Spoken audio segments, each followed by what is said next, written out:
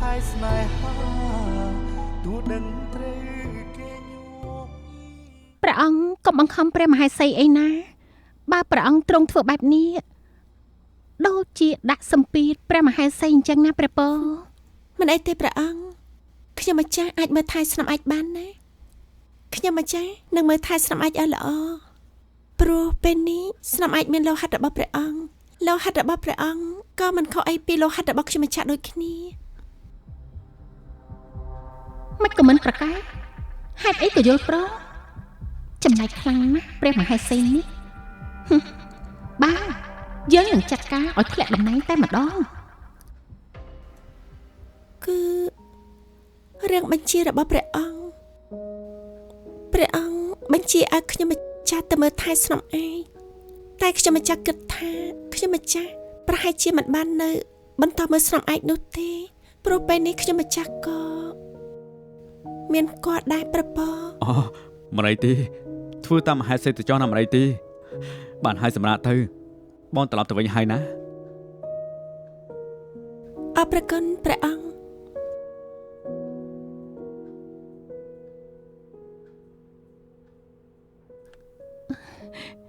ព្រះមហេសីនេះទ្រង់យ៉ាងម៉េចទៅហើយទ្រង់បានធូរខ្លះហើយឬនៅព្រះមេបងផឹមនេះបងផឹមមិនដឹងទេដឹងរឿងអ្វីទៅព្រះមហេសី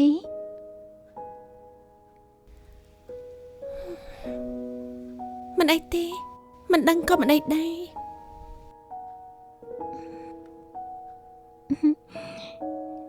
អញ្ចឹងព្រះមហេសីឆាប់សម្រាកទៅណា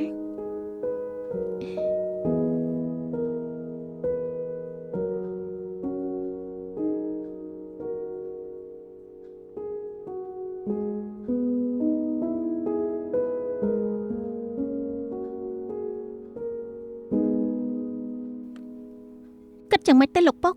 ពេលនេះព្រះមហេសីក៏មានគាត់ដូចគ្នាមិនពិតទេកូនព្រះមហេសីច្បាស់ជាកុហកយើងហើយកុហករឿងអីលោកពុកគឺរឿងព្រះមហេសីដែលទ្រង់តាំងប្រកបនោះឯងកូនរឿងព្រះមហេសីមានព្រះគល់អញ្ចឹងបាត់ន័យថាកូនដែលនៅក្នុងពោះព្រះមហេសីមិនមែនជាកូនរបស់ព្រះអង្គពិតមែនទេលោកពុក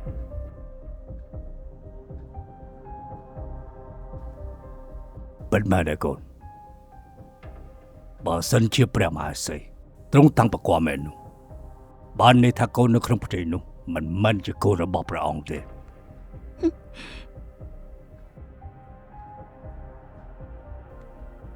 លើកនេះព្រះមហេសីមិនរួចខ្លួនទេស្លាប់ទាំងរស់ស្លាប់ទាំងឈ្មោះ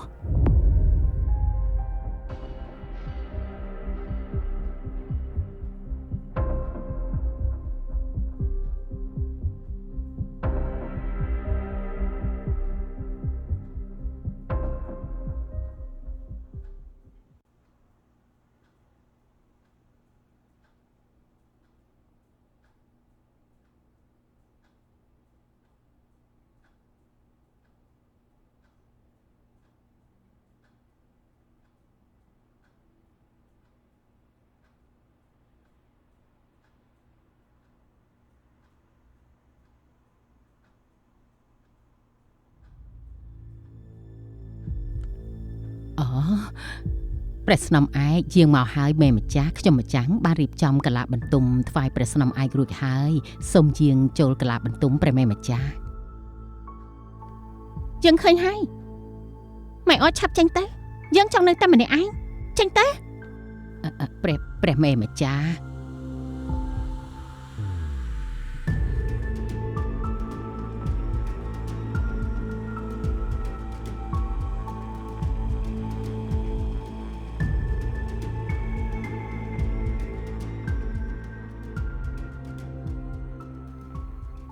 ត្រូវតែរឹងមាំបុត្រត្រូវតែជាបុត្ររបស់ព្រះអង្គតែម្នាក់គត់ព្រះអង្គត្រូវតែមានបុត្រតែម្នាក់គ្មានអ្នកណាទៀតឡើយបុត្រត្រូវ តែជាទីយាតរបស់ព្រះអង្គតែម្នាក់គត់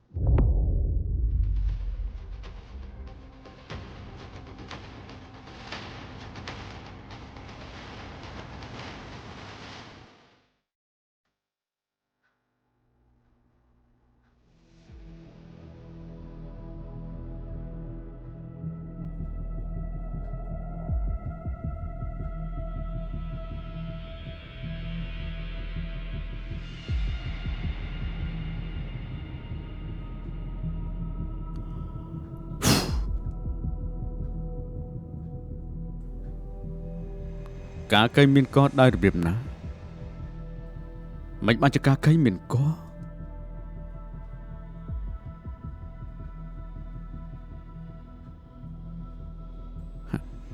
តានេះមានកជាមួយអ្នកណា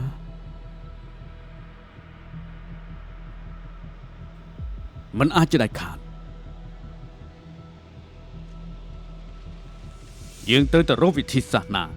ដើម្បីទម្លាក់កនោះឲ្យខានតបានបើមិនចឹងទេយើងធ្វើពិធីមិនកើតទេ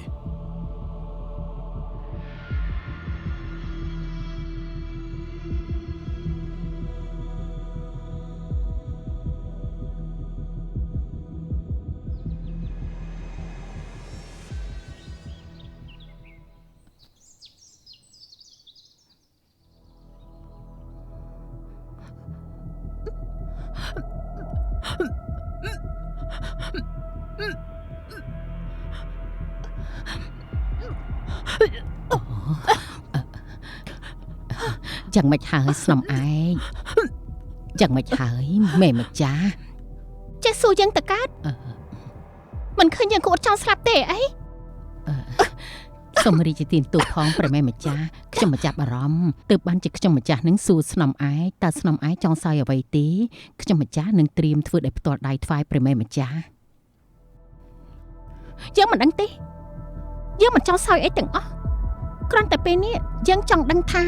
ព្រះមហេសីចាំមិនទៅហើយ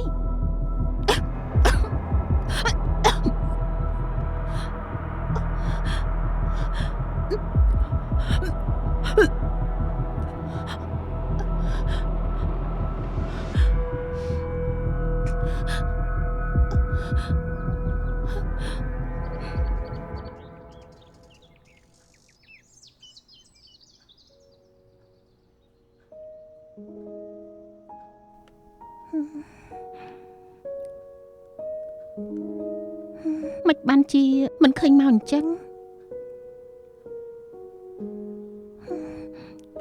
ចាំឡើងមកព្រឹកទៅហើយមិនឃើញស្មោលសោះ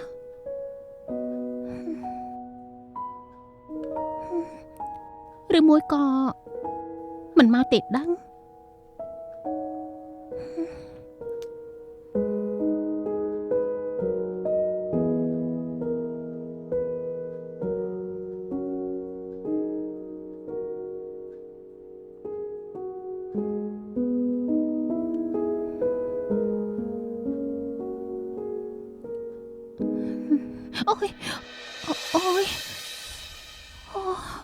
បងផាំអត់អីទេខ្ញុំម្ចាស់មិនអីទេណាព្រះមហេសីខ្ញុំម្ចាស់មិនកាត់អីទេ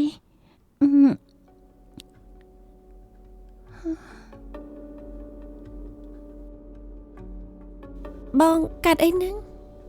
ផ្លឹករងចាំអ្នកណាមែនបានជាដល់ថ្នាក់មុតដៃគឺ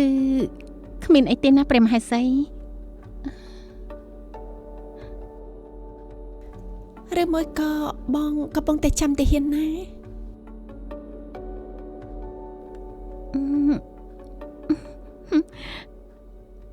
មិនបានចាំអ្នកណាទេណាព្រះមហេសីគឺខ្ញុំម្ចាស់គឺខ្ញុំម្ចាស់ចាំមិត្តរបស់ព្រះមហេសីនឹងណាព្រះមេមិនដឹងថាបាត់ទៅណាទេថ្ងៃនេះមិនឃើញមកសោះ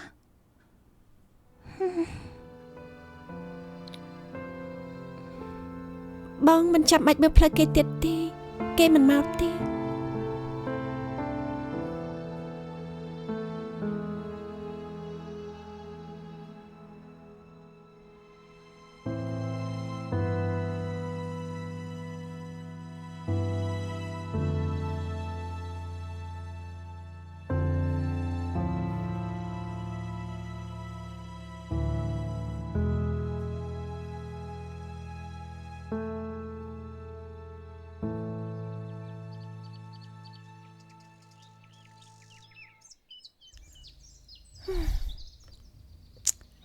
អញកាត់អីនោះមកយូរ៉ា ចាំមិនដឹងទេនេះថ្ងៃនេះមិនដឹងកាត់ស្អីទេញាក់ភ្នែកខាងស្ដាំរហូតញាក់នោះញាក់អត់ឈប់សោះហ្មងហើយឡើងពឹត ចុះអញមិនដឹងអត់ថាញាក់ខាងណាល្អញាក់ខាងណាអាក្រក់ ដូចជាមិនចាំទេតែញាក់ខាងណាក៏សោយដែរយើងសង្ស័យថាមានប្រភ្នំមិនល្អក្នុងរាជវាំងហើយសូមកុំឲ្យកូនចៅជួបរឿងអាក្រក់អីសូមឲ្យកូនចៅជួបតែរឿងល្អសាធុ ព្រះមេម្ចាស់អើយព្រះមេម្ចាស់ ហើយអញក៏កាត់ស្អីហ្នឹងរត់មកទៅស្លាក់ស្លាត់ម៉េះនេះបើបុកយើងខ្លាំងជាងហ្នឹងក្បាលអញប្រកាសជាធ្លាក់ពីស្មាមិនខាននេះ សូមព្រះរាជទានទោសផងព្រះមេម្ចាស់ម៉េចនេះខ្ញុំម្ចាស់បញ្ញាពេកព្រោះមានដំណឹងមកជម្រាបទានម្ចាស់ មានរឿងស្អីឆាំនិយាយមក គឺព្រះមហាសីមានគន់ណាទានម្ចាស់ ថាម៉េចព្រះមហាសីមានគួរ ព្រះមេម្ចាស់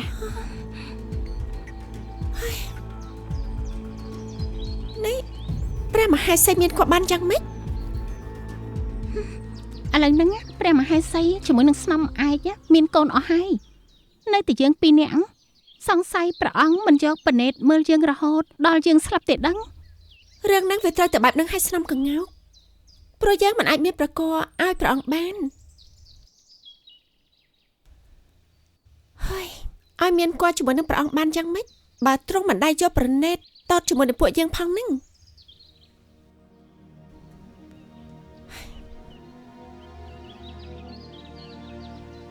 តែ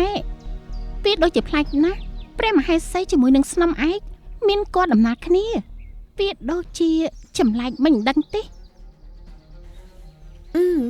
នេះស្នំកងោកសង្ស័យបានល្អណាស់យើងគិតថារឿងនេះប្រកាសជាមានអាចកំបាំងនៅពីក្រោយហើយនៅលើលោកនេះគ្មានរឿងណាដែលចែកដុតថ្នាក់នឹងទេមានគួរម្ដងទាំងពីរអ្នកតែម្ដងយើងនឹងស៊ើបអង្កេតបន្តទៀត ការប៉ັດអីទៅស្នំមយូរ៉ា ការប៉ັດនោះគឺតើស្នំឯកនិងព្រះមហាសីនេះប្រើថ្នាំអ្វីទើបអាចមានគួរបានបើសិនជាយើងដឹងហើយយើងនឹងយកមកដាំផឹកដែរដើម្បីឲ្យមានព្រះគួរឲ្យព្រះអង្គមកចាប់អារម្មណ៍ជាមួយនឹងយើងខ្លះរាល់ថ្ងៃនេះព្រះអង្គប្រងើយជាមួយនឹងពួកយើងរហូតរាល់ថ្ងៃនេះខ្ញុំខ្លាចតែរឿងមួយគិត អញខ្លាចអីមយូរ៉ា ខ្ញុំខ្លាចថាថ្ងៃណាមួយគ្រប់គ្នានឹងព្រះអង្គនឹងចាត់ទុកយើងគឺជាស្នំអង្គេស៊ីនឹងណាអញ្ចឹងហើយតើពួកយើងត្រូវទៅរកវិធីបង្ការទុកមុនពន្លត់ភ្លើងមុនមានខ្យល់ យើងជល់ស្របនឹងកំណត់របស់ឯងមយូរ៉ា អូយើងដឹងហើយ អញដឹងហើយថាថ្នាំនឹងណែណា មិនមែនទេគឺញាក់ភ្នែកស្ដាំសយនឹងណា អញនេះប៉ុណ្ណាខំតែស្ដាប់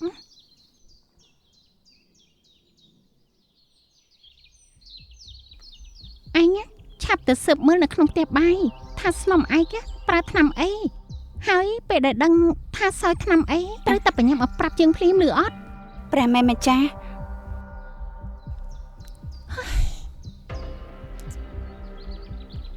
មិនយូរទេគ្រប់យ៉ាងនឹងត្រូវលាតត្រដាង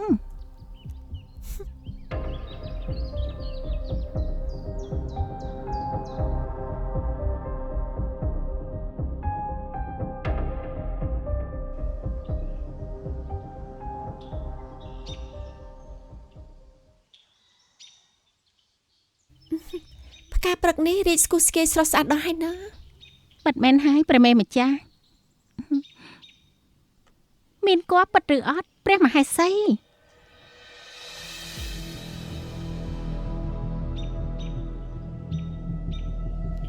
ស្នំឯកមានសវណ្ណីបែបនេះបានន័យថាម៉េចមិនមែនស្នំឯកមានសវណ្ណីចង់បានន័យថាពេទ្យលួង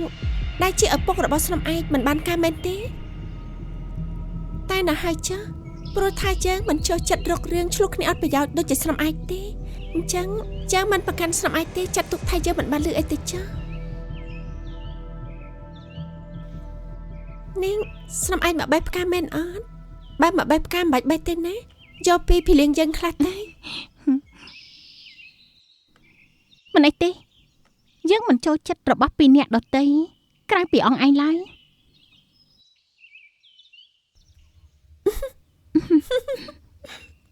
ហ ស្នំឯកមានសវណ្ណីបែបហ្នឹងស្នំឯកច្បាស់អត់ដែលថាកន្លងមកស្នំឯកមិនចូលចិត្តរបស់ដែលជាមិនមែនរបស់ស្នំឯកតែយើងគិតថាអ្វីដែលស្នំឯកធ្វើកន្លងមកនេះដូចជាមិនដូចអ្វីដែលស្នំឯកនិយាយនោះទេ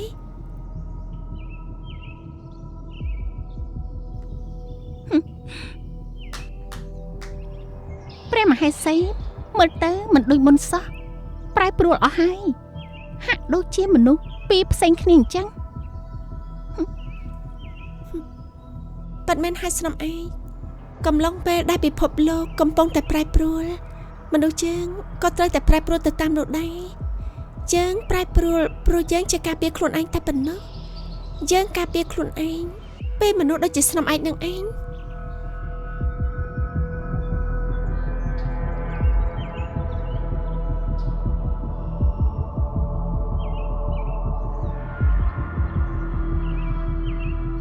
យេអោមិនក៏មិនឆាប់មក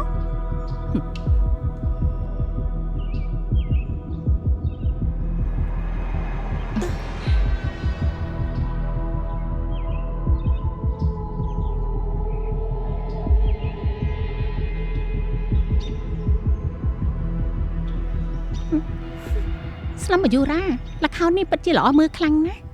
ត្រូវឲ្យស្នំកងោកតួអង្គមួយពើពលសាហាវមិនធម្មតាទេហើយក៏មិនចាញ់គ្នាដែរអូយមិនបានទេប្រយ័ត្នតែស្នំឯងជាមួយនឹងមហេសីឃើញមានរឿងហើយណាតោះឡើងមកអូយអី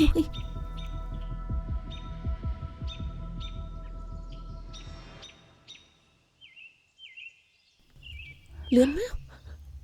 អូយបានហើយក្តៅណាមិនដឹងដើរដល់ណាទៀតទេគេទៅដំណាក់គេអស់ហើយនៅទីយើងហ្នឹងតែយើងមិននឹកស្មានសោះថាអ្វីដែលយើងគិតណាគឺវាត្រឹមត្រូវបើគ្រាន់តែជាពាក្យជាចាំអារាមគឺល្អហើយតែនេះបានស្ដាប់ឮដល់ផ្ទាល់តិច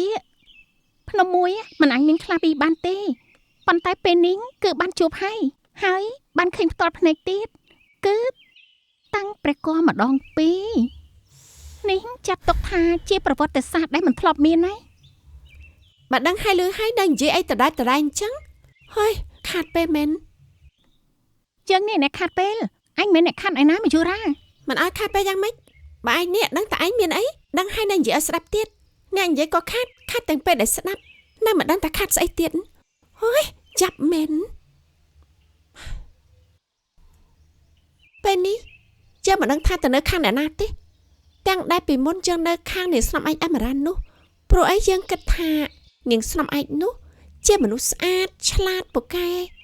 សំខាន់បត់បានយ៉ាងលឿនរហ័សមែនទែនល្បិចក៏ច្រើនធម្មតាមនុស្សដែលល្បិចច្រើនតែងតែឈ្នះមនុស្សដែលគ្មានល្បិចរីឯព្រះមហេសីកៅកាកៃនេះវិញក៏ប្រែប្រួលខុសពីមុនដែរមើលទៅដូចជាមនុស្សគ្មានល្បិចតែមានល្បិចអញ្ចឹងសរុបមកមានល្បិចឬក៏អត់ល្បិចតែដូចជាគ្មានល្បិចតែពេលខ្លះក៏មើលទៅដូចជាមនុស្សដែលមានល្បិចពឹសពុលតែពេលដែលបានជួបម្ដងទៀតក៏ដូចជាគ្មានល្បិចអីទេហើយបានហើយមយូរ៉ាវិភាគគ្មានមូលដ្ឋានបែបហ្នឹងមិនបាញ់និយាយទេណែនេះជាវិភាគដែលជាការពិតទេណាធ្វើជាអ្នកវិភាគយើងត្រូវតែវិភាគឲ្យគ្រប់ជ្រុងជ្រោយសរុបងាយបើសិនជាយើងវិភាគខុសមានបញ្ហាមិនខានទេព្រះមហេសីកៅកាកៃពីមុនណាគឺជាមនុស្សតក់ម៉ក់ទុយមួយតែឥឡូវនេះមិនធម្មតាទេសម្ដីនិយាយមួយម៉ាត់មកហើយយើងនេះចង់គាំង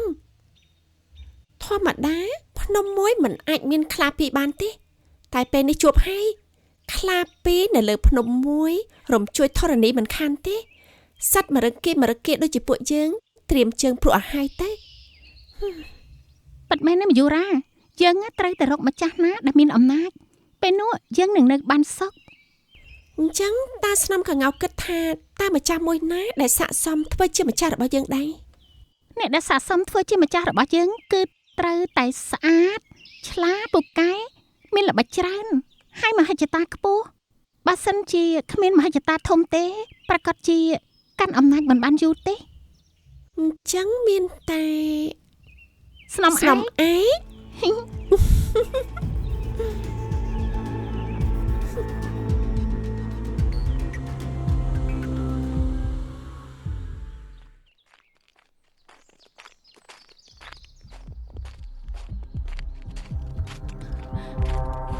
ព្រះស្នំព្រះស្នំតើព្រះស្នំមានកើតអ្វីទេមេម្ចាស់ចេះសួរយើងអញ្ចឹងទៅកើតអត់ឃើញព្រះមហេសីឌឺយើងទេក្រែងយាយបានលឺដែរតើអីហេតុអីបានជាសួរលើជាមួយយើងអញ្ចឹង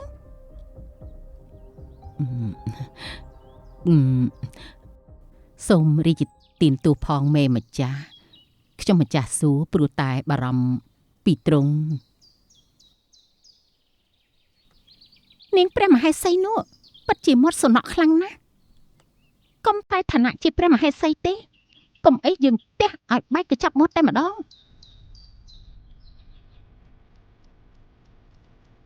យើងដូចជាមិនប្រកាសចិត្តសោះថាព្រះមហេសីពិតជាមានកូនមែនអត់យើងត្រូវតែរកការពិតឲ្យឃើញ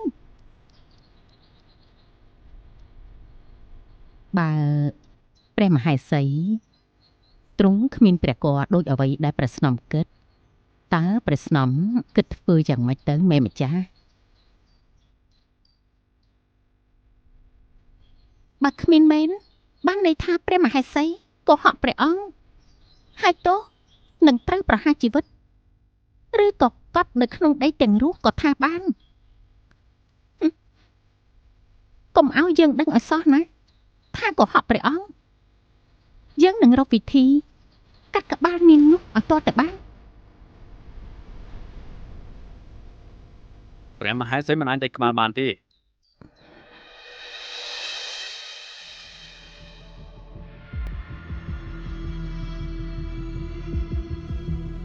ស្នំឯងមិនអាចសម្លាប់ព្រះមហេសីបាននោះទេដរាបណាមានខ្ញុំនៅទីនេះ យេអទៅដំណាក់មុនយើងទៅចាំយើងទៅតាមក្រោយតែមេម្ចាស់គឺយើងប្រាប់ឲ្យទៅឆាប់ទៅនៅធ្វើអីទៀតមេម្ចាស់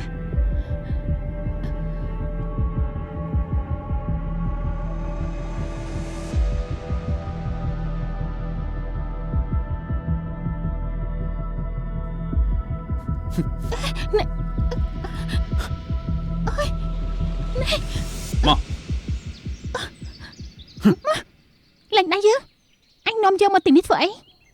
ពួកយើងមានរឿងត្រូវនិយាយគ្នា អញធ្វើបែបនេះប្រហែលចង់ដាច់ក្បាលហើយមើលទៅ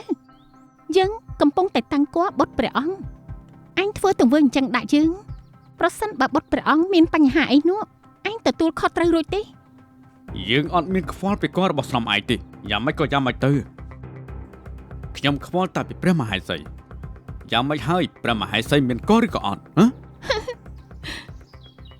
យើងចង់តែសើចទេនៅសុកមកសួរភ្លើដាក់យើងអញ្ចឹងហ៎យើងមិននឹងដឹងទៅថាព្រះមហេសីនោះមានគល់ឬក៏អត់ព្រោះថាយើងមិនមែននៅក្នុងពោះព្រះមហេសីនោះទេបើអញចង់ដឹងទៅសួរខ្លួនអញទៅ ស្នំឯងកុំមកឆ្លើយដាក់យើងអសោះណាយើងមិនមែនជាពួកអមនុស្សនៅក្រោមអវត្តរបស់នាងទេរាល់ថ្ងៃនេះស្ដេចមិនមែននៅជាមួយនឹងស្នំឯងរហូតដល់ស្នំឯងតាំងកក៏មិនមែនដោយសារតែមុនស្នេហ៍របស់យើងទេអីហ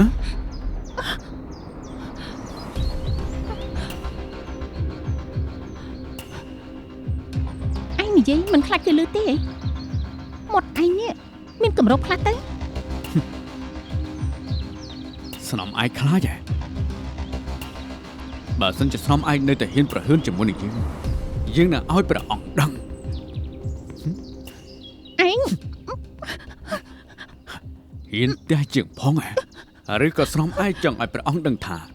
ក៏ដែលព្រះស្នំកំពុងតែតាំងនេះគឺជាមួយនឹងអាគមដែលបានដាក់ទៅ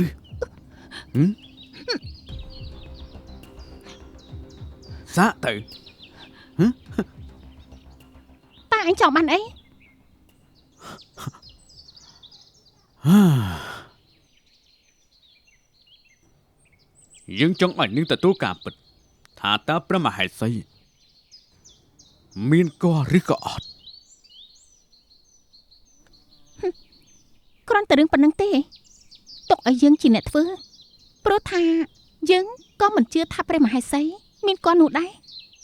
ឲ្យមានគាត់យ៉ាងម៉េចបើព្រះអង្គមិនដែលទៅដំណាក់នោះផង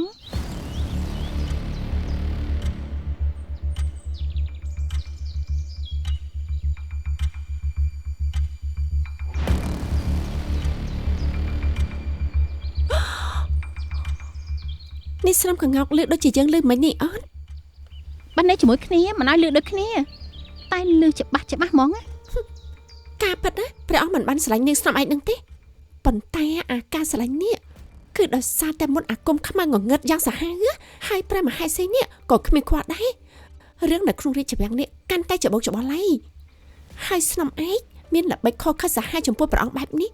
យើងគួរនៅខាងស្នំឯងទៀតអត់ យើងមិនអាចបដូរបានទេ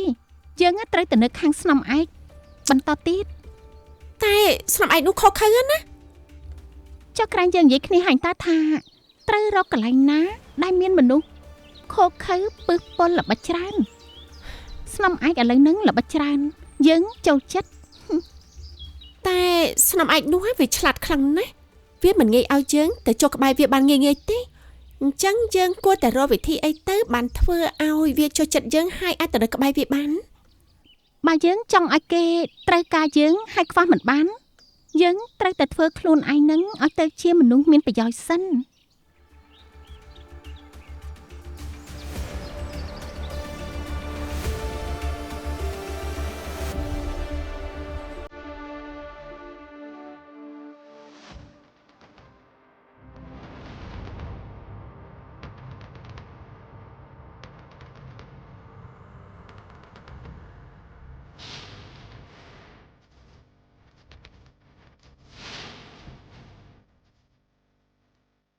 ម៉ែកញ្ញាខែអញទៅរកស្អីនៅកន្លែងបន្ទប់ហ្នឹងអ្នកណាទៅយករបស់ស្មុកគ្រប់បែបហ្នឹងទៅដាក់នៅកន្លែងផ្ទំ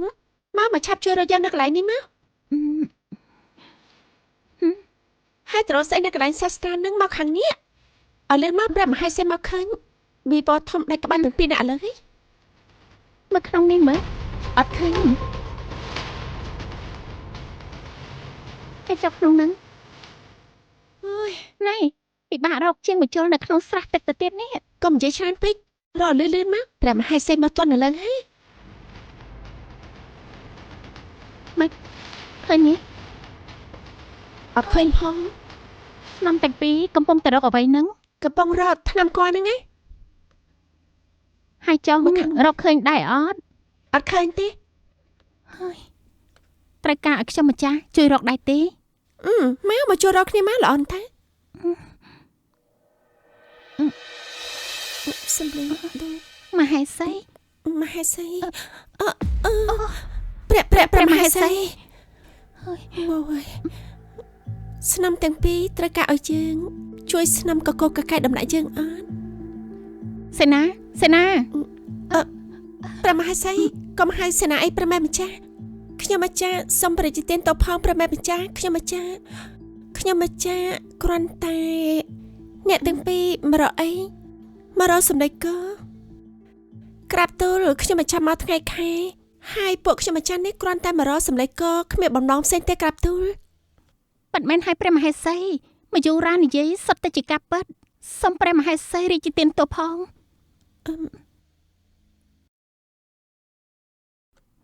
ព្រះមហេសីកុំជឿស្នំទាំងពីរនេះអីស្នំទាំងពីរអ្នកនេះកំពុងតែនិយាយកុហកព្រះមហេសីទេចាំខ្ញុំម្ចាស់ហៅសេនាឲ្យយកពួកគេទៅដាក់ពិន័យដែលហ៊ានចូលមកកកកកាយដំណាក់ព្រះមហេសីបែបនេះសេនា មិនអីទេបងយើងមិនរករឿងស្នំទាំងពីរទេឆាប់ប្រាប់យើងមកថាស្នំទាំងពីរចូលមកក្នុងដំណាក់យើងចង់បានអ្វីអប្រកាសគឺមករកសម្លេចកព្រះមេម្ចាស់ព្រោះខ្ញុំម្ចាស់នេះត្រឹមតែជាស្នំថ្នាក់ទាបអញ្ចឹងហើយមិនសូវមានជារបស់ប្រាស់ប្រាស់អីច្រើនទេព្រះមេម្ចាស់តែពួកខ្ញុំម្ចាស់មករកព្រះមហេសីដល់ដំណាក់បែបនេះតែពេលដែលខ្ញុំម្ចាស់មកដល់រាជដំណាក់មិនឃើញព្រះមហេសីពួកខ្ញុំម្ចាស់ក៏ ខ្មោចចូលដើរមកកកកកាយដំណាក់ព្រះមហេសីមករកសម្លេងក ឬក៏រកអ្វីផ្សេងចាំខ្ញុំម្ចាស់យកគ្រឿងនេះទៅទូលដល់ព្រះអង្គស្នំទាំងពីរត្រៀមកាត់ក្បាលឲ្យហើយទៅ បានហើយបងផឹមបើសិនជាស្នំទាំងពីរមករកសម្ដីកបងចូលទៅយកសម្ដីកឲ្យពួកគាត់តិចទេអរព្រះគុណព្រះមហាសី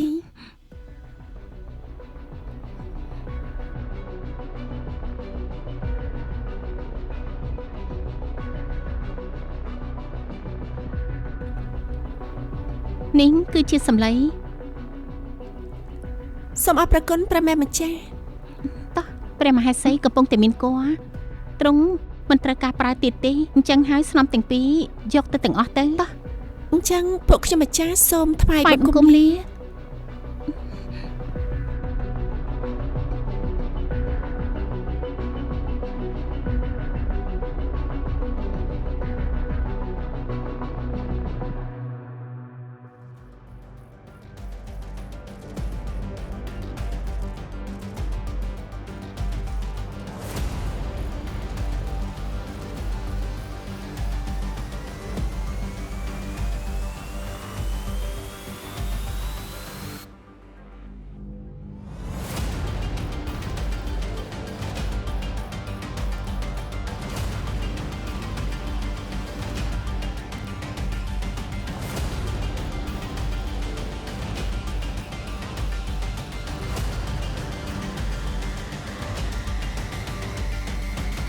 ណែតែយើងមិនបានសុំយោបល់ពីអញទេឋានៈត្រឹមតែជាអាមាត្យក៏មកជាលូកមកជាមួយយើងដែលជាស្នំរបស់ស្ដេចហ៎ ទូលបង្គំគ្រាន់តែដាស់តឿនតាខ្លាចថ្ងៃណាមួយក្នុងឯងទៅពីដាស់ដើរទៅក្បាលធ្លាក់ពីលើស្មាដល់ដីកុំថាទូលបង្គំមិនបានប្រាប់ណា វាជាក្បាលរបស់យើងអញមិនបាច់ខ្វល់ទេខ្វល់តែក្បាលខ្លួនឯងទៅបានហើយ ហឹម